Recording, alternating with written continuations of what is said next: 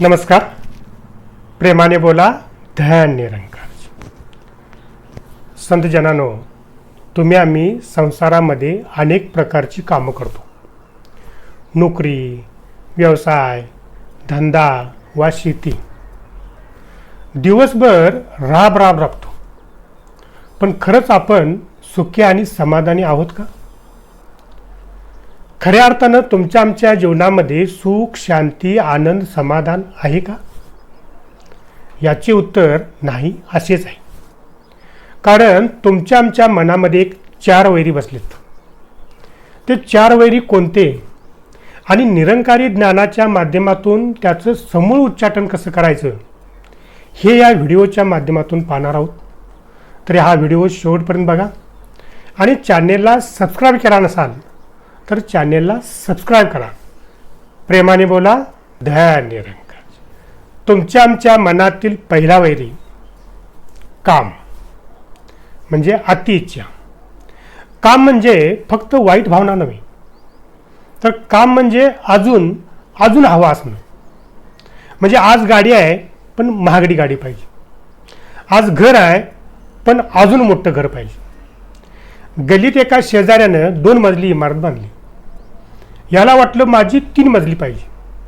परिस्थिती नसतानाही नातेवाईकांनी आणि कर्जावरनं पैसे घेऊन 3 मजली इमारत बांधली आणि नंतर पैसे फेडता मेटाकुटीला आला आणि जीवनातलं स्वास्थ्य हरवून बसला.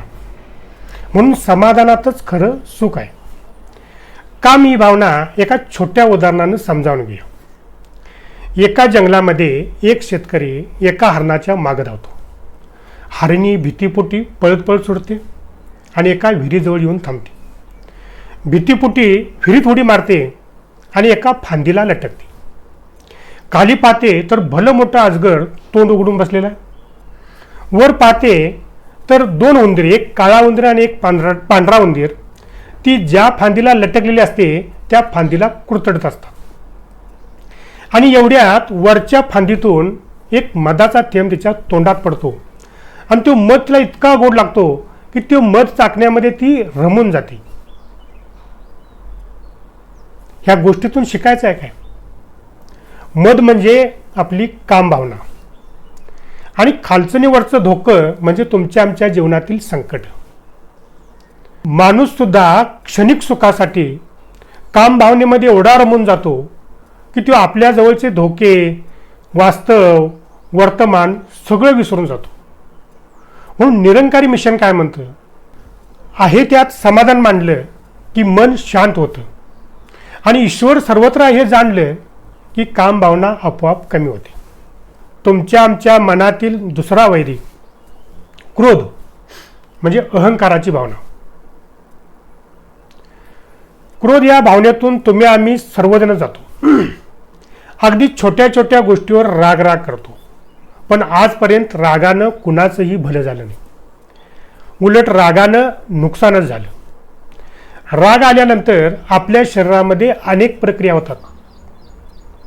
म्हणजे छातीत धडधडणं, चेहरा लालबुंद होणं, ब्लड प्रेशर वाढणं, अंग सगळं थरथरणं, अशा अनेक क्रिया होतात. आणि यामुळं अनेक प्रकारचं आजार आणि रोग आपल्याला होतात. म्हणून अतिराग वाईट. जशी ग्रामीण भागामध्ये म्हण आहे, अतिराग आणि भीक माग.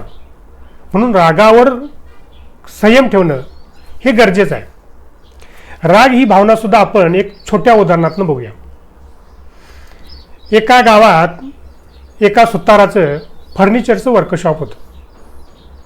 त्या संध्याकाळी तो दाराला कुलूप लावून घरी येतो आणि त्याच संध्याकाळी एक भला मोठा साप त्याच्या वर्कशॉपमध्ये शिरतो आणि जाता जाता त्याला करवत कापतो. साप बघतो तर शरीरातून रक्त येत असतं. सापाला राग येतो.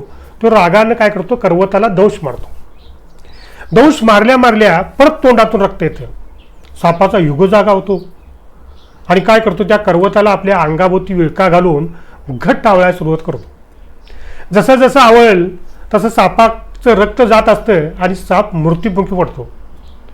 करवत तसाच असतो. ह्या गोष्टीतून शिकायचं आहे काय?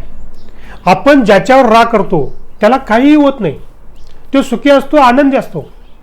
आपला मात्र ब्लड प्रेशर वाढवून जीव गमावण्याची सुद्धा शक्यता असते. म्हणून राग वाईट. म्हणून निरंकारी मिशन म्हणतं, सर्वांच्या मध्ये ईश्वर हे जाणलं की राग कमी होतो.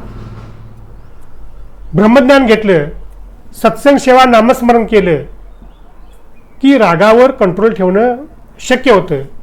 म्हणून ब्रह्मज्ञानाशी आणि सत्संग सेवा नामस्मरणाशी जुळून राहा. तुमच्या आमच्या मनातील तिसरा वैरी लोभ, म्हणजे कधीच न संपणारी हाव. लोभ सांगतो इतरांच्याकडे जादा आहे. खरं तर समाधानातच खरं सुख आहे. शेजाऱ्याची माडीवर माडी गेली आणि दारात गाडी आली की लोभी माणसाच्या आपोआप पोटात दुखायला लागतं. म्हणून लोभ वाईट. लोभ सुद्धा आपण एका छोट्या उदाहरणातून समजावून घेऊया. एक शेतकरी एक कोंबडी पाळतो आणि वैशिष्ट्य म्हणजे ती कोंबडी रोज एक सोन्याचं अंड देते. ती अंड विकून विकून शेतकरी श्रीमंत होत होतो. एके दिवशी त्याचा लोभ जागा झाला.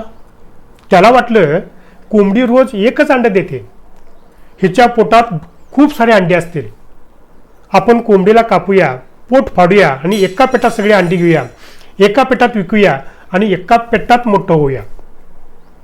म्हणून ते त्या संध्याकाळी कोंबडीला कापून पोट फाडतो, तर त्या पोटात काहीही नसतं. लोभामुळं रोज एक सोन्याचा अंड देणाऱ्या कोंबडीला सुद्धा तो मुकतो.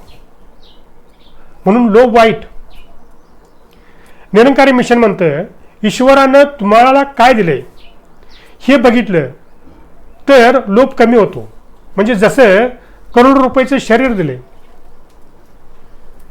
राहायला घर दिले, 2 वेळचं अन्न दिले, ह्याच्याबद्दल ईश्वराचा कृतज्ञ भाव राखला तर लोभ आपोआप कमी होतो. तुमच्या आमच्या मनातील चौथा वैरी मोह, म्हणजे अति गुंतणं. मोह सांगतो नाती आणि वस्तूमध्ये अति गुंतणं. म्हणजे माझी गाडी, माझा बंगला, माझी शेती किंवा माझी बायको, माझी मुलं, माझी कुटुंब, माझीच गाडी, माझीच माडी, माझ्याच बायकोची गोलगोल साडी, ह्यामध्येच गुंतलेला असतो.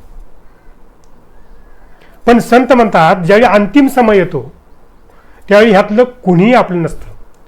सगळे सोयरे हे दिल्या घेतल्याचे, अंतकाळीचे बा कोणी नाही. मोह सुद्धा एक छोट्या उदाहरणातून समजावून घ्या. एक राजा असतो, त्याच्यावर खूप काही असतं पण त्याला मुलबाळ नसतं. ज्योतिषाला एका ज्योतिषाला विचारतो. ज्योतिष म्हणतो तुमच्या नशिबात मूल आहे, पण ह्या नगरीतला एक कुवारा मुलगा नरबळी दिला पाहिजे. राजा लगेच दौंडी पिटवतो.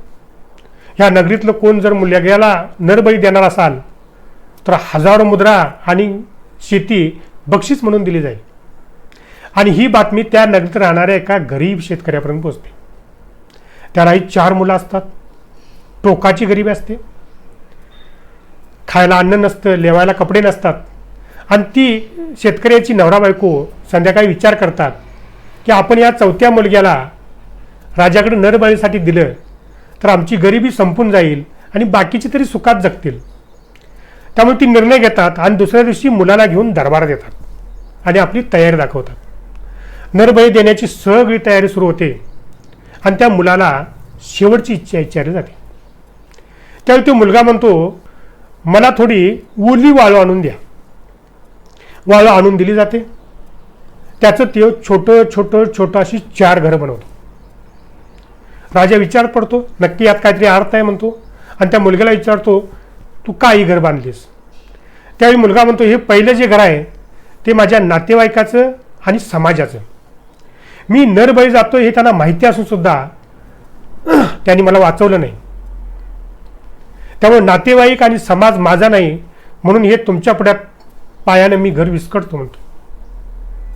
हे दुसरं घर माझ्या आईबाबाचं. यांच्या पोटी जन्म घेऊन सुद्धा पैशाच्या लोभापायी त्यांनी सुद्धा मला नरबळी द्यायचं ठरवलं. त्यामुळे ते सुद्धा माझे नाहीत. त्यामुळे ते सुद्धा घर मी माझ्या पायाने विस्कटतो. तिसरं घर म्हटलं राजा तुमचं आहे. ह्या नगरीतल्या लोकांचं रक्षण करणे ही तुमची जबाबदारी आहे. पण तुम्ही सुद्धा स्वतःच्या मुलाच्या लोभापायी माझा नरबळी द्यायला उठलात, त्यामुळे तुम्ही सुद्धा माझं नाहीत, त्यामुळे तुमचं सुद्धा घर मी हे पायानं विस्कळतोय. आणि हे चौथं जे घर आहे हे माझ्या निराकार प्रभूचं आहे. म्हटलं मी या घरामधूनच आलोय आणि त्याची इच्छा असेल तर मी परत त्या घरात जाणार आहे. तोच माझा रक्षणकर्ता आणि पालनकर्ता आहे असं म्हणतो आणि प्रार्थना करायला त्या घराजवळ बसतो. राजाचं मत परिवर्तित होतं. राजा म्हणतो ह्या मुलाला बळी देऊन आपला मुलगा मिळवण्यापेक्षा ह्याच मुलग्याला दत्तक घेऊन आपला मुलगा मानला तर, आणि तात्काळ जाहीर करतो की आजपासून हा मुलगा माझा आणि भविष्यातला राजा हाच. ह्या गोष्टीतून शिकायचं आहे काय? ज्यावेळी आपण सगळं सोडून ह्या परमपिता परमात्म्याशी एकरूप होतो, परमपिता परमात्माच आपला असं मानतो, त्यावेळी हरीच्या लाडक्यानं आपल्या अपेक्षेपेक्षा सुद्धा आपल्याला खूप मिळतं. म्हणून निरंकारी मिशन म्हणतं पहिलं ब्रह्मज्ञान घ्या, 5 प्रण आणि 3 कर्मावर चालण्याचा प्रयत्न करा. जीवनामधलं जे सुख, शांती, आनंद, समाधान आहे ते सगळं मिळून जाईल. प्रेमाने बोला, धैर्य निरंकार.